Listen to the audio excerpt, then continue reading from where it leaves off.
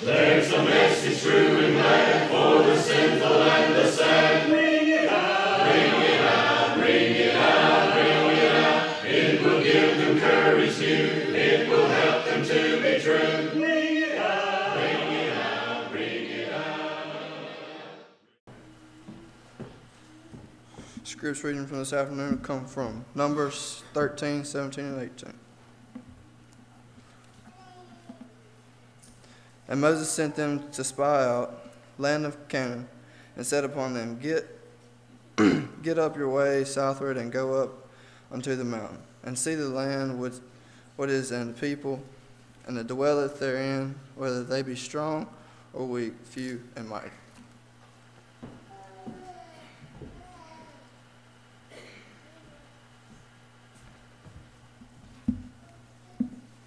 This afternoon we're going to talk about, do we see God or do we see giants? When life hands us problems and trials, when we're facing battle of depression or illnesses, do we see God or do we see giants? Do we see things that we cannot overcome, or do we turn and seek God's help and guidance? This afternoon I want us to understand how much powerful God is than any giant that we will ever face. If you will, open up to Numbers 13, and we will begin there in just a few moments. In Numbers 13, verses 16 through 33, is a crucial event in the history of Israel. They've been led out of captivity, and the way that they are about to react is usually the way that some of us will react, and that's why I want us to look at this text. This is the account of where Moses has directed the people to the mountain, if you will, of the borders of the promised land, and they're standing there, and behind them is the desert that they just walked through, and they're on their mountain, and they're looking, and they can see the promised land in which is flowing with milk and honey. And they're standing there, and in my mind I've just pictured them looking, and everything they're looking at is better than it ever has been before in recent years. And Moses is commanded by God and tells them, we need to go and take this land. Now is the time. And so he sends out the 12 men, and for 40 nights they spy out the land, and they come back, and that's where we're going to pick up in Numbers 13, verses 26 and 27. And they went and came to Moses and to Aaron and to all the congregation of the children of Israel unto the wilderness of Paran to Kadesh, and brought backward unto them unto all the congregation, and showed them the fruit of the land. And they told him and said, We come unto the land whither thou sentest us, and surely it floweth with milk and honey, and this is the fruit of it. So right now, these men, all 12 spies, are agreeing. They went to the land, they spied it out, and they come back with the fruit. They're showing off what they saw. And they're showing the congregation, look, this is what's in this land. We must go and take it, and this will be ours. In the first part, they're all unanimous. But from this point on, they will no longer be unanimous. How many times, and I've been privileged to sit in elders and deacons meeting back at Lithia Springs when I was a deacon, and so many times we'd have a meeting, and there would always be one man that's, well, hold on, that's a good idea, but 32 years ago we tried that and it did not work. Door knocking has been the biggest thing that I've heard is a waste of time in the Lord's church. Yet yesterday, 35 people showed up, and we went and door knocked throughout this entire community. And this morning in Bible classes, we sat and we discussed what we encountered. No one discussed anything negative. We had one negative event. One of the elders of our congregation slammed the door in a young lady's face twice, and it was actually Kaylee. As she's trying to exit the vehicle, he's slamming the door on her. So that's the only time we had a bad thing happen yesterday. If you went door knocking yesterday and it was your first time, will you raise your hand? Your first time ever door knocking. Okay, 1, 2. So I know Kaylee and Cody was with me, and that was their first time ever door knocking. I appreciate them stepping out of their comfort zone to go and door knock. It is very intimidating, if you will, to step out and to walk into somebody else's property and knock on their door and invite them to services and ask them if they would like to study the Bible. It's intimidating. You do not know what's on the other end of that door. Sure, there's times you're going to be told no. There's going to be times that you're going to probably be hollered at and maybe fussed at. There's also the times where they're like, I would love to study. I would love to come. We encountered some members of the church at West Luxahoma yesterday. That was encouraging to see other brothers and sisters in Christ, and they were encouraged by us being out knocking doors. You see, we cannot allow things to dictate what we must do. In verses 28 through 33, this is the attitude we're going to see. That person that always says, well, we don't need to do this because of this. Now I understand there's some things we cannot do, but we must not let one person's negative attitude dictate what we as a congregation do. Let's read 28 through 33. Nevertheless, the people be strong that dwell in the land, and the cities are walled and very great. And moreover, we saw the children of Anak there. The Amalekites dwell in the land of the south. The Hittites and the Jebusites and the Amorites dwell in the mountains. And the Canaanites dwell by the sea and the coast of Jordan.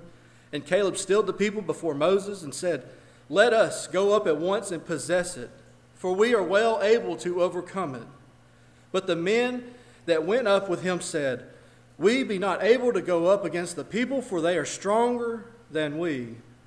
They brought up an evil report of the land, which they had searched unto the children of Israel, saying, the land through which we have gone to search it is a land that eateth up the inhabitants thereof, and the people that saw in it are men of great stature. And there we saw giants, the sons of Anak, which come of the giants, and we were in our own sight as grasshoppers, and so we were in their sight. Majority of the spies are wanting to disobey God and not go into the land that God has commanded them to go into. Why do you think that they would want to disobey God and his commandments? Because the people they saw there were powerful, the land was fortified, and it was a big city. But Caleb and Joshua said, no, we must go. We've been commanded to go. If God is leading the way, what stands before us? And this is a thought that I had thinking about yesterday. When we're out door knocking, if God be for us, who can be against us? And it was kind of funny, as Kaylee and I were walking up to a door, and this is her first time that she was walking with me, I handed her flyer and I said, this is your house. And I could sense that she was nervous. But she knocked on that door and invited the people to come, and the two ladies were very interested. You see, we have a powerful attitude when we are serving as Christ would serve. You would think that this would settle the matter when we know that God is with us. And you would think that the congregation of Israel would know this because they saw all the miraculous things that God did before them. God sent the plagues to Pharaoh to force him to free them. He divided the Red Sea and allowed them to walk on dry ground. He closed the Red Sea when the Pharaoh and the chariots were coming to protect them. When they were walking through the desert, he gave them water. He gave them manna. He gave them quail when they wanted meat. They know what God did for them. They know the power of God, and yet now they are doubting God. God had been with them through the wilderness as they headed towards the promised land.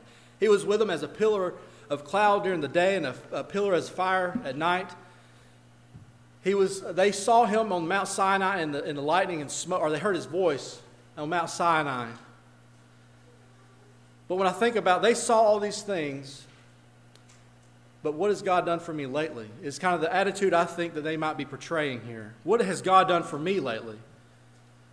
Let's look in verse 31.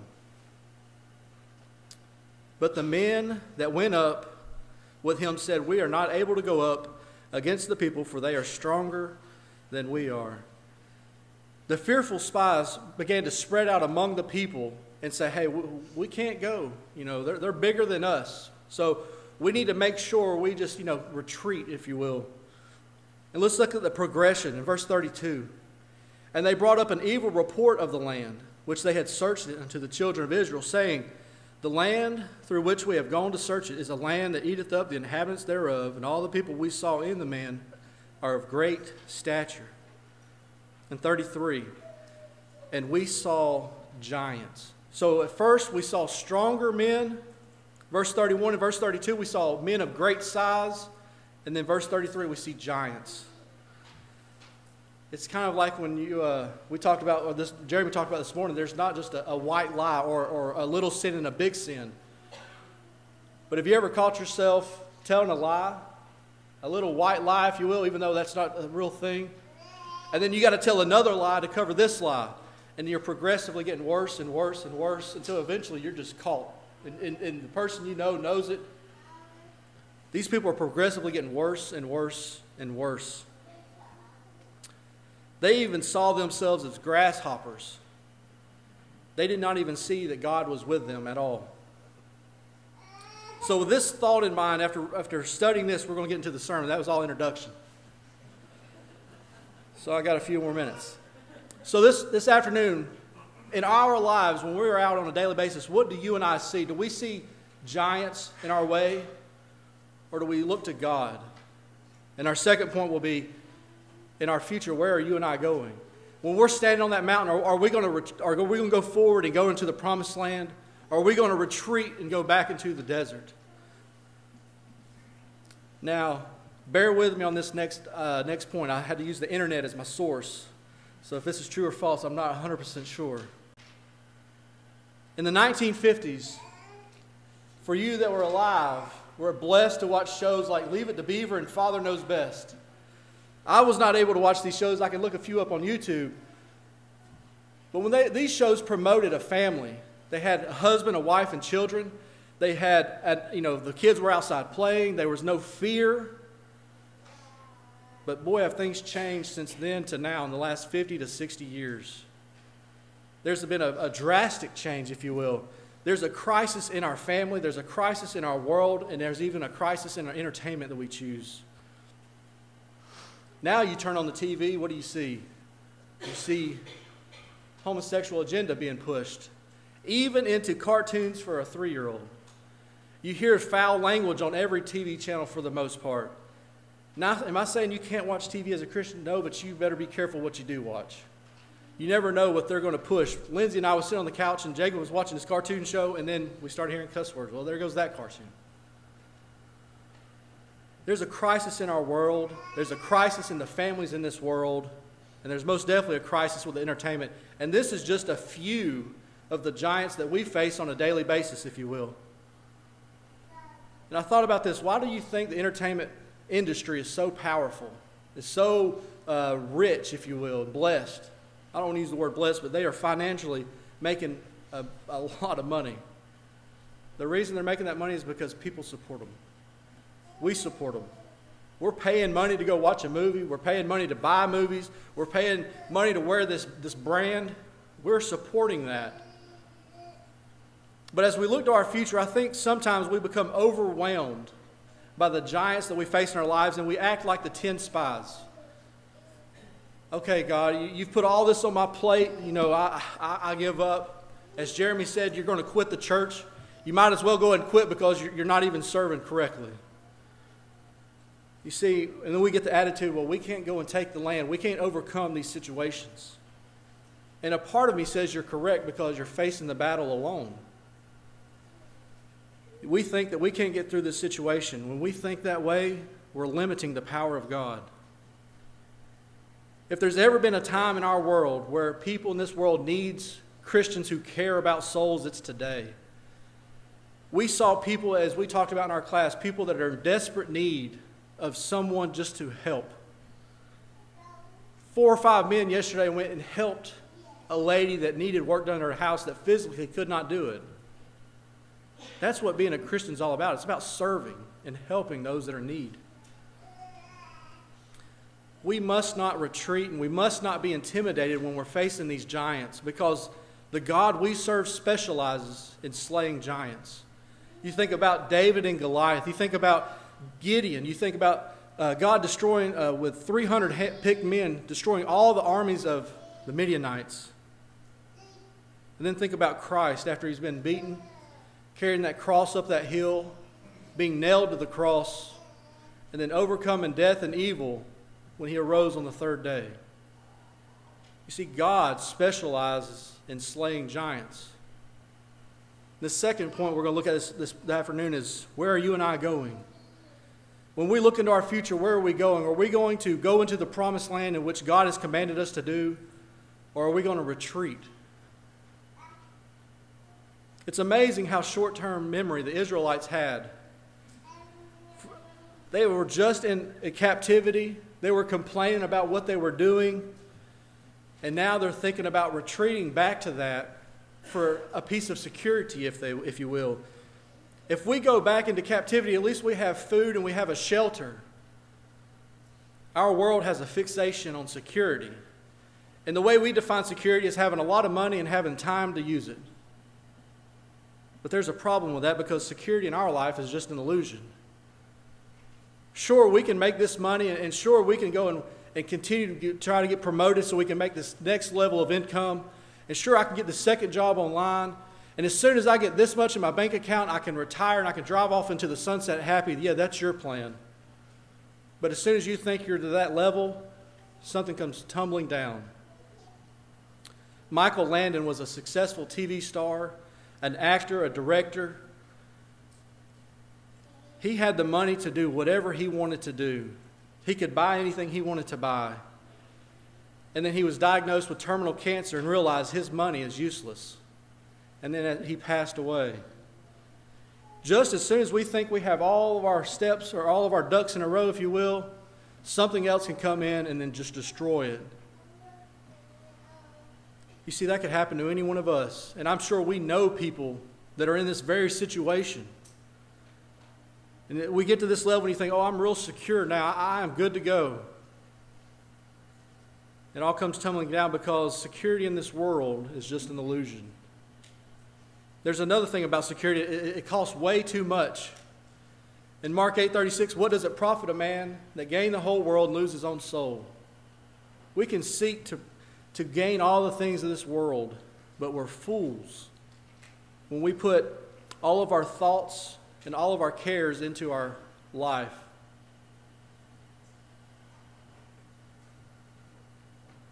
If the only thing that's going to last for eternity is our soul, why are we not using all of our efforts into saving our soul? Think about if we put all the time that we do into our worldly pleasures and we spent that same amount of time spiritually. Imagine where you would be. Imagine the people that you could influence because of your knowledge of the Scripture. Leon Evans is a missionary. He's a missionary medical doctor, and he travels all around performing surgeries and helping people. And he visited Latin America, and he was met by another missionary medical doctor. And this doctor invites the American doctor into surgery with him, and he agrees and goes in. And the Leon Evans from America begins to quickly notice how much different this operating room is here in Latin America. There's poor lighting. The equipment is outdated. There's no air conditioning. It's hot.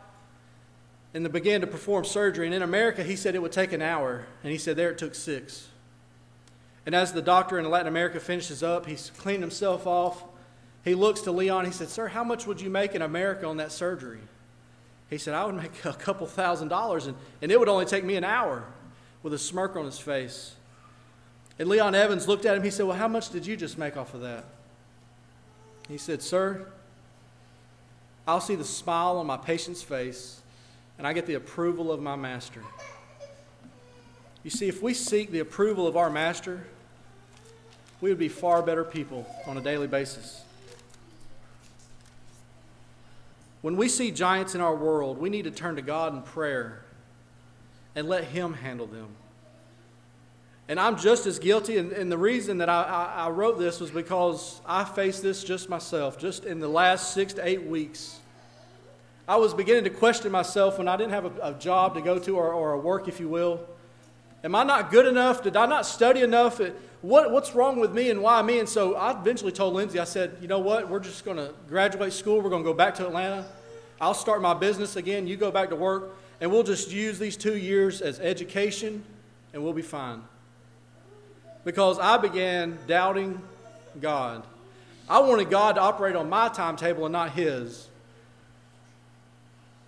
1 Peter 5:7, casting all your care upon Him, for He careth for you. God is in control, and always will be. So why not let Him mold you and shape you into the way that He wants you to be? If you will, let's turn to Matthew chapter 11.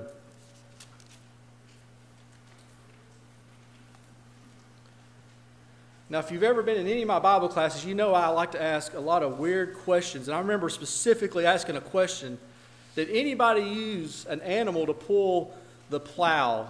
And I kind of got laughed at, and I remember that. And I learned I will never ask that question again in Bible class. But as I was looking at Matthew 11, and we'll read 28 through 30, it says, "Come unto me, all you that labor and are heavy laden, and I will give you rest. Take my yoke upon you, and learn of me, for I am meek and lowly in heart, and you shall find rest unto your souls. For my yoke is easy, and my burden is light."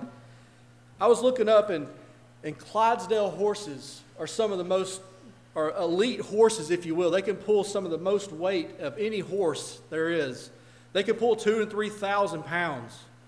But when you yoke two Clydesdale horses together, they don't double the amount that they can pull even more.